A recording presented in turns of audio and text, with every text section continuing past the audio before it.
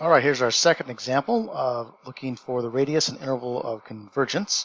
So here's my series.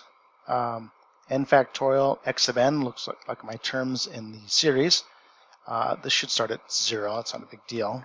And I want to find out the radius of convergence first. So what I need to do is, well, I see this n factorial. So let's go ahead and use a ratio test first to see what the radius of convergence is. All right, so we're going to use the ratio test on this series because of the n factorial. So we'll look at rho equal the limit as n goes to infinity of n plus 1 factorial x to the n plus 1 divided by n factorial x to the n. I can rewrite n plus 1 factorial as n plus 1 times n factorial.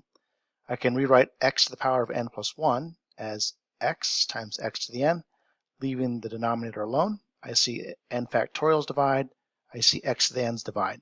So then I'm left with the limit as n goes to infinity of n plus 1 times x.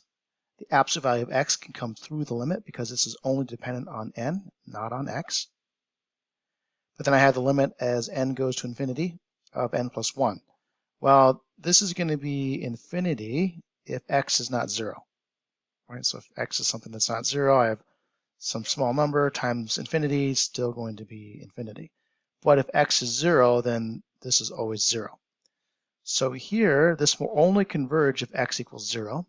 And so the radius of convergence has to be 0. The interval of convergence is just a singleton, meaning, well, it's only one point, the point where x equals 0. And here I've just put in the x value here is 0. So here we have another extreme here where the interval of convergence is just a singleton.